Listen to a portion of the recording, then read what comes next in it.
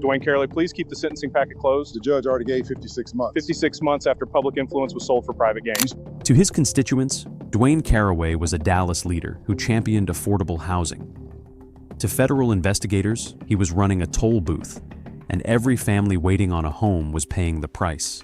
It's been years in City Hall, and everybody wants something. Low-income housing money depends on officials keeping that line clean. I told myself I was still helping the district. He would not talk his way out of this one. Within 72 hours, federal prosecutors would unseal an indictment, charging him with conspiracy to commit honest services fraud and tax evasion. 56 months in federal prison. A career built over more than 3 decades in Dallas city politics, dismantled by a single conversation federal agents had already listened to more than 40 times. Because months before this arrest, Dwaine Caraway had spoken words into a room he did not know was wired. Words about affordable housing, words about tax credits meant for the poorest families in South Dallas, words that would become Exhibit A at his own sentencing. Quick question. Do you actually know who decides where low-income housing gets built in your city? Because in most places, it comes down to a single vote by a small group of council members whose names you probably do not know. Drop a comment and tell me if you have ever heard your local officials talk about affordable housing on the record. And if you are not subscribed yet, hit that button. We cover corruption cases like this one every single week, and the ones you are about to hear about almost never make national news. Dwaine Caraway was born in Dallas, Texas, in September 1953, the second of 4 children in a small wood frame house on Betterton Circle, on the west side of Oak Cliff. His father drove a delivery truck for a Dallas bakery. His mother cleaned houses in the Preston Hollow neighborhood on the north side of the Trinity River and rode 2 buses each way to get there, more than an hour in each direction. Dwaine watched her leave before sunrise and come home after dark for the first 18 years of his life. She never complained about the work. She only complained about the neighborhood, about the streetlights that stayed broken for months, about the empty lots where nothing was ever built, about the way city crews swept trash off Preston Road every single morning and never once came down to sweep Illinois Avenue. His childhood was Oak Cliff in the 1960s, segregated schools until the tail end of it, Sunday afternoons at his grandmother's house on Corinth Street, Saturday mornings sweeping the sidewalk in front of his father's porch because his father believed a clean sidewalk was the mark of a man. That single lesson would follow Dwaine Caraway for the rest of his life and would become the foundation of the political brand he would build 40 years later. He graduated from Roosevelt High School in 1971 and enrolled at Prairie View A&M University, an hour and a half southeast of Dallas. He studied business administration. He was the first in his family to leave home for college and the first to earn a bachelor's degree. When he came back to Dallas in 1975, he did not go into corporate work. He started a small residential cleaning company out of a rented storefront on Ledbetter Drive, hiring men from his own neighborhood and driving them to jobs in North Dallas in a used Ford van with the company name hand-painted on the door. Within 8 years, he was running 22 employees and cleaning some of the largest office buildings in downtown Dallas. He got involved in politics the way most local politicians do, slowly, complaining about a pothole, then complaining about the streetlights, then showing up at a neighborhood association meeting, then running the neighborhood association, then registering voters. In 1985, he met Barbara Mallory, a young Dallas schoolteacher with her own political ambitions. They married 2 years later. She would eventually be elected to the Texas House of Representatives. He would eventually be elected to the Dallas City Council. For most of the 1990s and early 2000s, they were considered one of the most politically influential couples in South Dallas. His first successful campaign for city council came in 2007, when he won the District 4 seat representing large portions of Oak Cliff and southern Dallas. He was 53 years old. His campaign literature featured a photograph of a young black man sweeping a sidewalk, the words underneath reading simply, "Clean streets, clean neighborhoods, clean government." Voters in District 4 gave him 61% of the vote.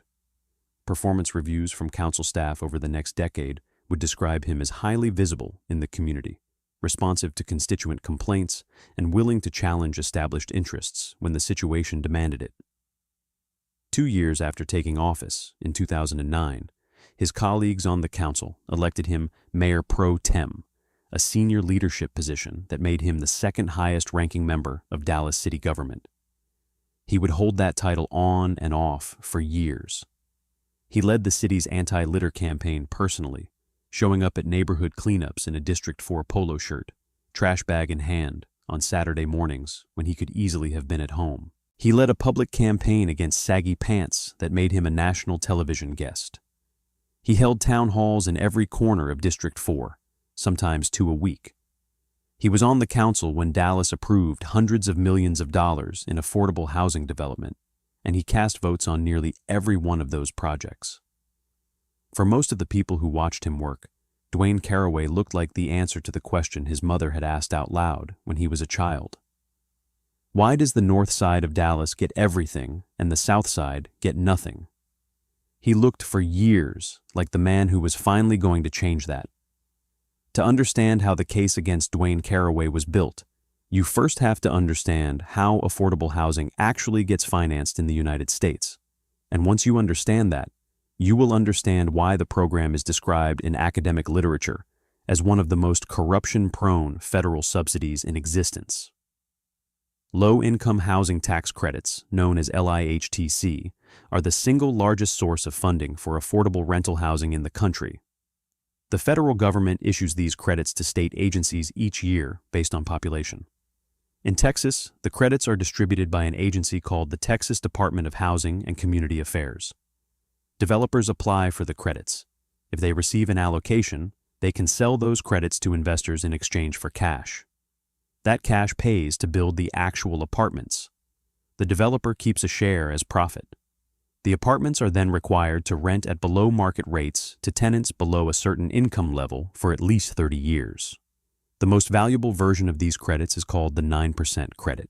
There are only a limited number of 9% credits available in Texas each year, and demand always exceeds supply. In Dallas, competing developers file applications for the same pool. Only some of them win. Here is the part that turns the program into what federal prosecutors would later call a toll booth. Before a developer can even apply for a 9% credit in a Texas city, that developer must first obtain something called a resolution of support from the local city council. In some cases, they also need city loans, zoning changes, or property tax exemptions. Without the resolution, the application dies before it ever reaches Austin. With it, the application has a real chance of being funded. That resolution is voted on by the Dallas City Council. It is placed on the agenda by the council's housing committee. And for much of the period in question, that housing committee was chaired by council member Carolyn Davis. Dwaine Caraway sat on the committee alongside her. 2 people sitting on one committee, holding the keys to a program worth hundreds of millions of federal dollars. 2 people who could, if they chose, decide which affordable housing projects in Dallas lived and which ones died. 2 people who no one at the federal level was watching. The developer at the center of the case would eventually be identified in public court filings as a Dallas-based businessman named Ruel Hamilton, alongside a second affordable housing developer named Sherman Roberts. Both had built subsidized rental projects in South Dallas for years. Roberts ran a firm that specialized in exactly the kind of tax credit apartments that required city council approval. He had projects in the pipeline in multiple neighborhoods. He needed city loans. He needed resolutions of support. He needed the housing committee to move his applications to the front of the line, and he needed rival developers to be pushed backward or eliminated entirely. Federal prosecutors would later lay out the arrangement in a lengthy factual resume. It began, they said, several years before the case broke. Developers began making payments to councilmember Carolyn Davis in exchange for her promoting their projects to the housing committee and voting to approve city loans that funded them. Cash, personal checks, wire transfers into accounts controlled by Davis, small payments at first, larger ones later. In exchange, Davis lobbied her colleagues on the council. She persuaded competing developers to withdraw their applications. She recommended the 9% credit allocation. She cast the votes. By the middle of the decade, according to the government's account, Caraway had joined the arrangement. The payments to him came in a slightly different form. Cash handoffs, sometimes in envelopes, sometimes in the parking lot outside a soul food restaurant on Illinois Avenue. Personal checks disguised as loans that were never repaid. Payments funneled through a political consultant to make them harder to trace. In total, prosecutors would eventually document hundreds of thousands of dollars in payments to Caraway from developers with business before the Housing Committee. What did the developers get in return?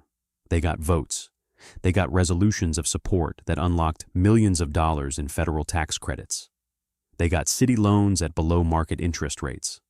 In one instance detailed in the plea documents, Caraway personally called a rival developer and pressured him to withdraw his competing application, telling him the project would never be approved and that he was wasting his time. The rival developer withdrew. The pattern repeated. Project after project. Committee meeting after committee meeting. On paper, the votes looked ordinary. Councilman Caraway in favor. Councilwoman Davis in favor. Motion passes. The public record showed only the outcome. The public record did not show the envelopes. The public record did not show the phone calls.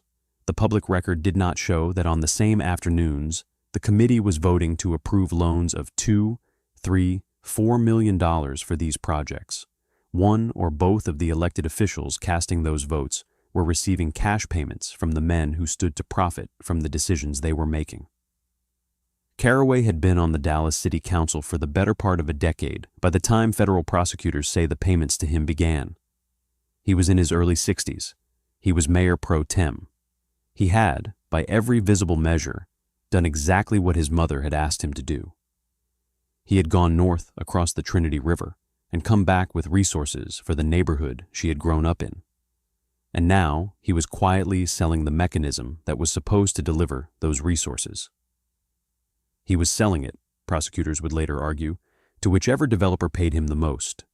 The victims were doubly removed: federal taxpayers, who funded the tax credits, and the tenants who would eventually move into the finished buildings, who had no idea their apartments existed only because a Dallas councilman had been paid to approve them, and who would never know how many other apartments had died on the committee floor for lack of the same envelope.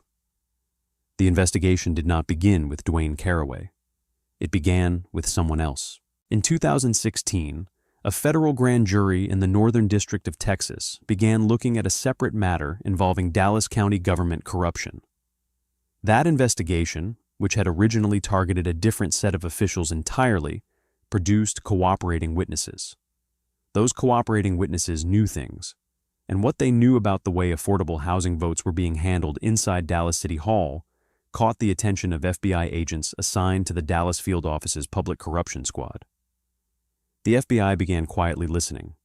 Agents pulled Housing Committee meeting minutes going back years. They pulled bank records. They pulled campaign finance filings. They pulled the tax returns of every council member who sat on the Housing Committee during the period in question.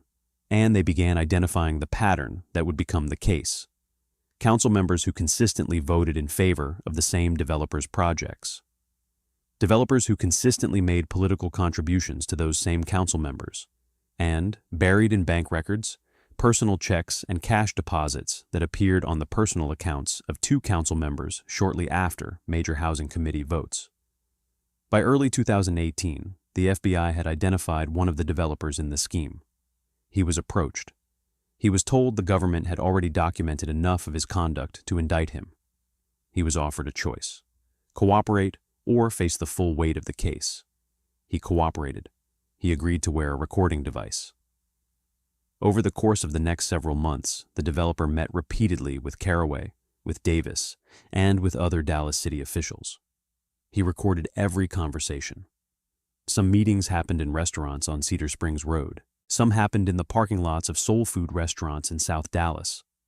Some happened brazenly inside the developer's own office, with Caraway sitting across the desk from a hidden camera and a hidden microphone. And Caraway, who had spent 40 years learning how to talk to voters and reporters and colleagues in the press, apparently forgot the most basic rule of politics. When you are alone in a room with a developer who has been indicted, Assume you are being recorded. He was. He said things on tape that no defense attorney in America could have explained away. He described payment amounts. He described the votes he intended to deliver. He described how the two of them were going to keep the arrangement going. And on one recording, in what would become the single most damaging sentence of the entire case, he leaned back and said out loud, "Right now, you and me are making money. Right now, you and me, we are making money." Federal prosecutors would replay that sentence at his sentencing. It would be quoted in the Dallas Morning News. It would be quoted at his plea hearing. It would follow him for the rest of his life. The FBI's investigation continued for months after the first recording. Agents built a case that documented not just the specific bribes, but the entire ecosystem that had allowed them to happen. Bank records showed cash deposits into Caraway's personal accounts that did not match any legitimate source of income. Tax returns showed unreported earnings. Text messages between Caraway and the developer, recovered from cell phone data, showed coordination around specific housing committee votes and specific dollar amounts. Text message, developer to Caraway, June 14, 2017. Quote, "Need you on the calendar next week for the Ridgemont vote. We good." Caraway to developer, June 14, 2017. Quote, "We good. Call my scheduler in the morning." Developer to Caraway, June 22, 2017. Quote, "Handling that thing for you tomorrow. Lunch." Caraway to developer, June 22, 2017. Quote, "Appreciate you." The messages were casual. They were not written in code. They read like the correspondence of two men who had done business together many times before and had stopped bothering to hide what they were doing from each other. The FBI would recover dozens of exchanges like these, spanning most of the previous 2 years. Financial forensic accountants working with the U.S. Attorney's Office identified more than $400,000 in payments to Caraway from developers with matters before the Housing Committee during the period in question. Not all of it was cash. Some of it was routed through political consultants. Some of it was structured as personal loans that were never repaid. Some of it was direct. All of it was undisclosed on his required financial ethics filings with the city of Dallas. All of it was omitted from his federal tax returns. The investigation eventually widened to include Councilmember Carolyn Davis. She had left the council by then, but she had received her own share of the payments. She was interviewed by federal agents. She cooperated. She agreed to plead guilty to conspiracy to commit honest services fraud. She would never be sentenced. In August 2019, on a highway east of Dallas, Carolyn Davis was killed in a car crash. She was 57 years old. The federal case against her was dismissed after her death. But the statements she had given to investigators, and the physical evidence she had helped them recover, remained in the case file. The government would still use every piece of it against Dwaine Caraway. We are heading into the plea and the sentencing now. Before we do, if this is the first time you are hearing about this case, understand that everything in this video is drawn from public court filings and reporting on the federal prosecution. If you appreciate this kind of coverage, subscribe. Cases like this deserve more attention than they got at the time, and they deserve to be remembered by more people than the ones who happened to be reading the local paper the week the indictment came down. Federal agents approached Dwaine Caraway on a summer morning in 2018. They had a search warrant. They also had, they told him, several hours of recorded conversations between him and the cooperating developer. He knew what that meant. He had been in politics long enough to understand exactly what it meant. The interview was brief. According to the reports later filed by the interviewing agents, Caraway was measured. He did not shout. He did not deny broadly. He asked to see his attorney. He said only a few things on the record, and one of those things, according to the reports, was a version of the sentence that would define his case in the media for the next year. Agent, Councilman Caraway, we have recordings of you discussing payments from developers in exchange for votes on the Housing Committee. Do you want to talk to us about that? Caraway, I want to see my lawyer. Agent, that is your right. Before we stop, is there anything you want to say? Caraway, I have served this community for a long time. I have done a lot of good for this community. I want people to remember that. Agent, we will note that. Anything else? Caraway. That is all I want to say. He was booked, released on bond, and returned home the same day. The next morning, the Dallas Morning News ran the story on the front page above the fold. His photograph, his title, the word bribery. By that afternoon, calls for his resignation were coming from members of his own party, from constituents, from clergy, from newspaper editorial boards. He resigned from the city council within days. Dwaine Caraway pleaded guilty in federal court in Dallas on August 8, 2018. The charges were conspiracy to commit honest services fraud and tax evasion. His plea agreement laid out the essential facts of the scheme in language he had signed his name beneath. He had accepted more than $400,000 in bribes and improper payments. He had used his position on the Dallas City Council to advance the interests of specific developers in exchange for those payments. He had failed to report the income on his federal tax returns. His sentencing hearing came the following spring, on April 5, 2019, before U.S. District Judge Barbara M.G. Lynn in the federal courthouse on Commerce Street in downtown Dallas, less than 3 miles from the Oak Cliff neighborhood where he had grown up. The courtroom was full. Federal prosecutors requested a sentence within the federal guidelines range. Defense counsel argued for a lesser term, citing Caraway's decades of public service, his role in anti-litter campaigns, his advocacy for South Dallas neighborhoods that had gone ignored by earlier administrations. Caraway spoke in his own defense. He apologized to the people of Dallas. He said he had lost his way. He said he understood the harm his conduct had caused. Judge Lynn was not persuaded that the harm had been fully understood. Her statement from the bench, delivered before she pronounced sentence, was recorded by the court reporter and later reprinted in the local press. Quote, Mr. Caraway, you were elected to serve the very people who most needed your protection. The residents of the district you represented rely on federal programs precisely because the private market has failed them. The low-income housing tax credit program exists to put roofs over the heads of families who cannot afford to bid against the wealthy for a place to live. You turned that program into a private enrichment vehicle. Every dollar you accepted was a dollar taken, functionally, from the people you were sworn to serve. This is not a case of a technical violation. This is a case of a public official pricing the vote of a city agency. The sentence I impose today must reflect that. End quote. She sentenced him to 56 months in federal prison, followed by 3 years of supervised release. She ordered him to pay restitution and to forfeit the proceeds of the scheme. He was designated to the Federal Correctional Institution at Texarkana, a low-security federal facility on the Texas-Arkansas state line, roughly 180 miles east of Dallas. He surrendered to begin his sentence in the summer of 2019. He was 65 years old. He served just under 3 years before his sentence was reduced during the pandemic, era compassionate release and First Step Act adjustments. He was released to home confinement in March 2022. He was 68 years old. The affordable housing projects that had passed through his committee remained, most of them, standing. Some had been built. Some had been rented out to real tenants who had no idea their apartment existed because of the vote he had sold. Other projects, the ones that had lost their tax credits when rival developers were pushed out, had never been built at all. There is no way to count the housing that was never built.